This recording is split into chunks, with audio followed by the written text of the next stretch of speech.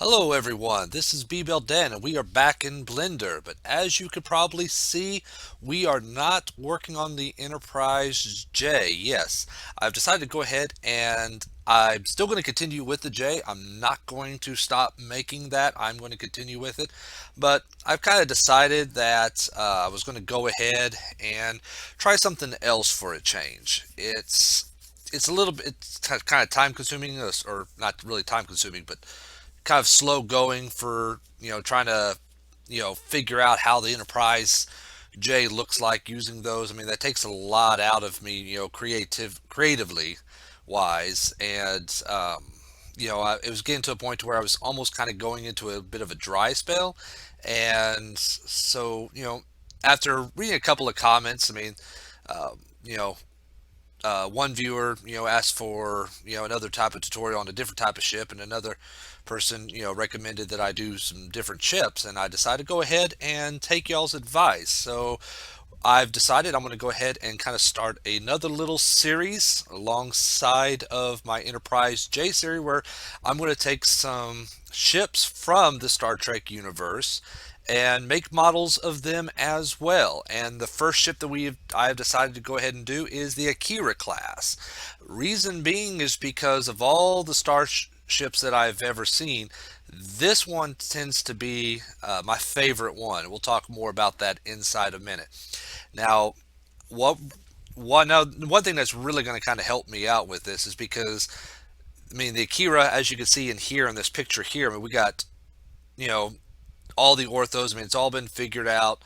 There's tons of pictures out there of getting in details of the weapons pod and the the rear facing hangar hangar bays, shuttle bays, and stuff. So it's all figured out. All I got to do is just draw it out. So it's going to take not as much time. In fact, I'm hoping that this will probably be done in maybe just a few episodes, more than two or three, probably no more than definitely less than 20. So they're going to be short little series, but I'm still going to do it in the style of tutorials. So we're going to go through it. I'm just going to kind of show you my workflow on how I do it, and show y'all if y'all are new in Blender or y'all are following along in Blender, some little tips and tricks and stuff. So we're going to go ahead and jump straight into it because just like with the other series, I'm going to do my best to try to keep these episodes down as small as possible. So enough talking, and we're going to go ahead and get started. I've already went ahead and found these orthographic shots online, and I've lined them up. We have a right orthographic view here, and I have it lined up along here, and I have a top view right here. Now I might have to do some adjustments once I start laying down the primitives on these background images, but let's see. But as I always say, nothing to it but to do it. So I'm going to go ahead and just temporarily move these over here so we can use as much of the screen as possible. And first thing I'm going to go ahead and do is then I'm going to go ahead and start laying down some primitives just to kind of get an idea of how the ship looks, how it flows, and those primitives are going to be the starting point of you know of how the ship is going to be built. Kind of like if you draw, if anybody knows how to draw, oh, that's right, I had. You know how to draw, you don't draw, the object that you're drawing, right from the get-go. You start off with primitives first, and just kind of go from there. All right, I'm going to go ahead and we're going to start off with a circle, and this circle is going to be the basis of the hull right here. Yeah, see, let's see. Um, hmm. Okay, I'm going to have to rotate this image real quick. Let me see. Can I do that in here? I believe I can. Yeah, rotation. Good. Oops. See, so we want to rotate that 90 degrees. Whoops, why did you not? 90. Oh, what would help? There we go. Okay, so let's do 270. There we go. All right, take me just a few quick seconds just to try to get this all lined up again. But yeah, the reason about why I have decided to go ahead and take on um, the Akira class is because it's one of my favorite ships. Ever since I saw it, oops, darn it, ever since I saw it in First Contact, I mean, I was really kind of amazed. I mean, it looked the closest that we've ever seen to anything that resembles kind of a warship. Um, Even though I think it's more of supposed to be kind of a light cruiser. 1.12. Let's see. It's going to be difficult trying to get this pinpointed. There we go. So if we move that over, whoop, nope. G, I'm trying to get my axes going here. There we go. We should not really be on. Okay, no, we're not. Um, Darn, stop. But yeah, really kind of like the way the ship looked. In fact, first time I saw it, I kind of almost see, and even to this day, I still see this ship as being kind of in the same family or even the same lineage of the Miranda class vessel. Um, with Miranda class, in case y'all are not aware of, that is the class vessel that we seen in Star Trek II. That's the type of vessel that Khan stole, from the Federation. And I don't know if it's because of the weapons pod and the underslung nacelles. The weapon pod really kind of reminds me of that roll bar that we see on that Miranda class, but it's just a real cool looking ship. So, and I think it's going to be a lot of fun to really try to do. So I'm going to go ahead and move this down. And what we're going to go ahead and do is go into edit mode. I'm not going to worry about how many vertices are in there right now because we can always subdivide it. In fact, we are going to eventually subdivide this, but I'm going to go ahead and extrude this and move these up. There we go. And let's see. Tell you what, let's go ahead and grab this bottom portion here. And what I'm going to do is now this bottom portion here has kind of two sets of curves. You got the generic saucer, and then you have this what is best called kind of a engineering hole or engineering section that's kind of blended in to the bottom of the saucer section. So we're going to go ahead and extrude this along the z-axis, and it looks kind of like that the regular contours of the saucer section. I'm going to go ahead and go into wireframe. It kind of stops right about there. So let's go ahead and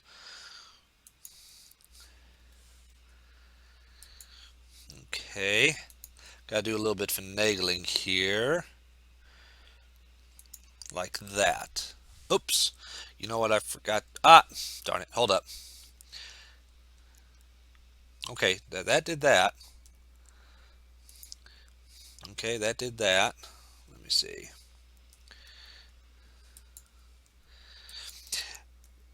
Oops, there we go. Yeah, I'm kind of hoping that these particular episodes, because once again, this ship has already been pretty well designed. I mean, there's once again plenty of references out there. It really shouldn't take too long to do this one. So I'm guessing that this is going to be a real quick series. Looks like that what we need to do instead, and let me go ahead and do this.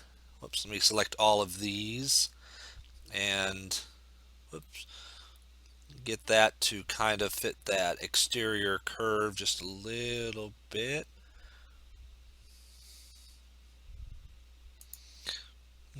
Let's see, scale X. There we go. That fits the contour pretty well. Kind of scale on the y-axis just a little bit more. And we'll go in and cut out all these little sections here a little bit later, but we're going to just once again lay down the perimeter. So what we need to do now is select this.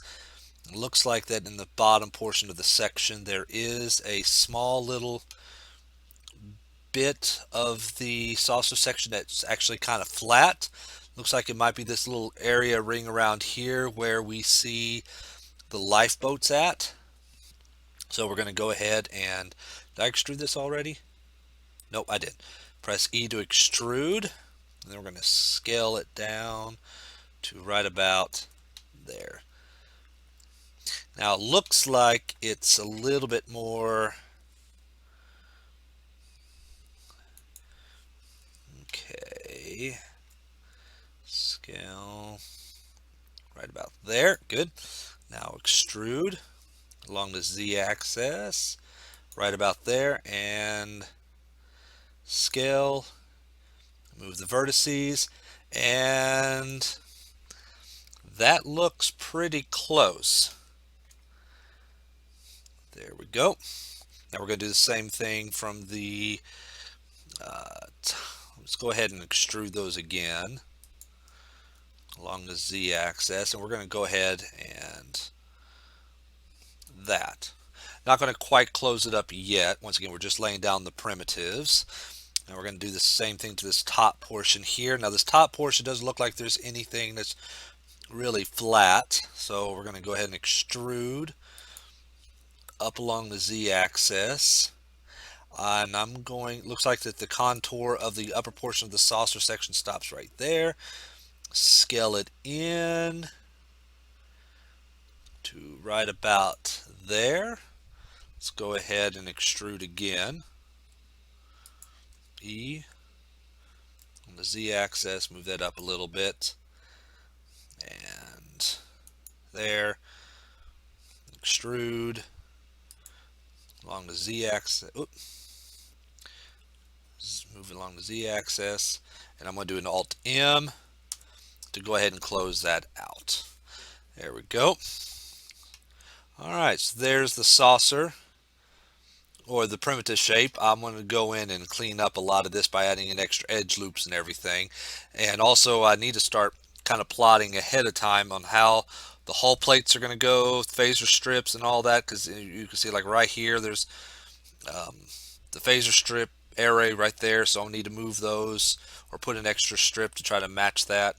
Um, you know, lay down extra edge loops for to start modeling out the windows and everything.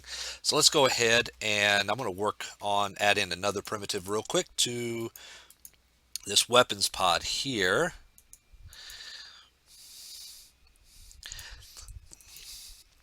Yeah, when I first saw First Contact and seeing all these interesting ships, it was a very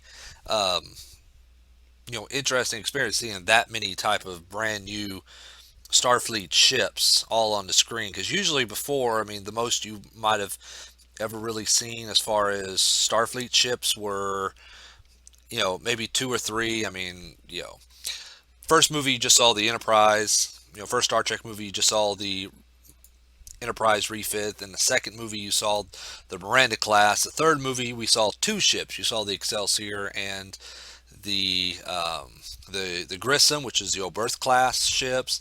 And then from there, I don't think we saw any new vessels. I don't remember up until, actually, no, I don't think we remember seeing any brand new Federation vessels for quite some time after that. Whoops. Come on, scale right. Scale Y. There we go. Um, then when they showed Star Trek First Contact, I mean, we had the Steamrunner class, the Akira class ship. I'm trying to remember what else was there. The Norway class vessels. I mean, there were so many vessels in the sector of 001. I think I remember watching that scene, I mean, hundreds of times. Yeah, see here I'm going to have to do a little bit of adjustment. So let's go ahead and match that up here. This is kind of what the same process I had to do to try to get the Enterprise J to match up is. It's a little bit tedious, but I think I can definitely get this all done. There might be a slight scaling issue that I'll probably have to take care of. Maybe. The orthos on this and this may not be 100% accurate. I mean, as far as in relative size, because as you can see, now let's see, 4.1. See if we do a scale by ones. It's pretty close. I think we'll go ahead and keep it right there. I might work on scaling that image down just a little bit, and I'll need to go in and fix maybe some of that, but not terribly bad. Um, Tell you what I'm going to go ahead and do is I'm going to go ahead and cut out just for a minute to continue working on these primitives because I see I'm starting to slowly run out of time, and I don't want to. I want to try to get the primitives layout real quick, so I'm going to go ahead and lay those out real quick, and I'll cut back in when I'm done, and we'll finish the episode for today. Okay, I decided to go ahead and cut back in because as I was working, planning ahead what to do next. I was going to show y'all a couple little tricks that I like to do on when you have a model like this, to where it's like we got two sets of nacelles right here. There's pros and cons of doing both. Of doing the way that I'm going to be showing you, but this is just the way that I tend to kind of like doing the cells, where you only work on one side and the other side continues to model. But I was also going to go ahead and show you once again how to, if you're new to these series and you're using this to follow along, how to kind of go in with these edge loops here to try to get this shape a little bit better. What you want to do is you want to go into the view, like we want to try to match this profile here. If you do a Control R, we see that we get a brand new edge loop that comes in. So what I'm going to go ahead and do is kind of add this in right about there, and then I'm going to do another one on the other side and add it in right about there, and then I'm going to go ahead and select, pressing B, select these. I'm going to select both of these at the same time and move these along the correct axes. Now it looks like I do need to select this entire thing and scale it in that way just a little bit. There we go. And we're going to go ahead and select those. Actually, it looks like what we need to do is select all of those, bring those in on the on the y-axis. We do a G and then Y. Bring those in like that. And let's go ahead and select those and bring those, whoops, I selected too many vertices there. Press B to do a multi-select. I'm probably modifying the bottom ones. Yeah, I'm modifying the bottom ones as well, but that's quite all right. And we move those forward like that, and that should give us pretty close to our profile right there. So if I go ahead and go into solid mode, it's not too bad. All right, so let's go ahead and go back into our right side. Now, what I'm going to go ahead and do here is I'm going to add in another shape. So we're going to go to add, and technically you can add anything, but I'm going to go ahead and add in a cube. And now what I want to do is I want to make sure that that center is right at 0, 0. And let's see, I'm trying to remember. Oh, was it? Now, pardon me, I know somewhere on here, was it in shape? Yeah, there we go. You go into location here, you could put in whatever locate, you can move the locations. We want to make sure that it's on its axis, x-axis definite 0, so it's definitely centered. So you just go into X and push in 0. Now all these others, they're just moving it that way. We'll move those by hand. But so we're going to go ahead and kind of scale that down just a little bit. But now what we're going to do is we're going to go into edit mode. And we're going to select this mesh. But if you see, it's moving the vertices, but it's keeping the object center right there. So we move this over to here and move it down. Now let's go ahead. Now this is going to be just a little bit tricky. Not too bad. Because the pylon, or the not the pylons, but the nacelles are in an angle here. And I apologize, the video is going to be running just a little bit longer than what I was expecting, but um, you know, it's all in the name of learning things. Now we're going to go ahead and rotate to get that to add up. There we go. Now I'm going to go ahead and go into add modifier, and we're going to go ahead and add in that mirror modifier. And as you can see, by doing that way, we now have another primitive over there as well. So as I move and modify the one on this side moves as well. So I don't have to work twice. I can just work on, whoops, I just work on it one time on one side and it modifies on the other side. Now the only time that this will become a issue is if you are doing any kind of modifications to the primitive and you're doing it from its uh, from its transform orientation, and you're telling it to do it from its local center. If you're doing that, then it's going to, like right now, if we was to go ahead and select all of these, see right now it's doing it global to all of those, but wait, hold up, I could be maybe made a liar here. Um, oh wait, that's right, not in edit mode, but yeah, if you do it in object mode, then it's going to be rotating around that center, not the center here, but the center right there. So you need to make sure that when you're making rotating things, you go into edit mode if you want that center to stay there. But it really kind of helps speed it along when you're sitting there and you're modeling things, just because you only got to just model it on one side. So I'm going to go ahead and cut out just again one more time, and when I come back I should have a good majority of the primitives go already done. All right, everybody, we are done for the most part with the primitives. I've only added in the basic shapes. I didn't add in some of the more finer detail shapes, such as the buzzer collectors or the bridge module, but for the most part, the basic shapes are done.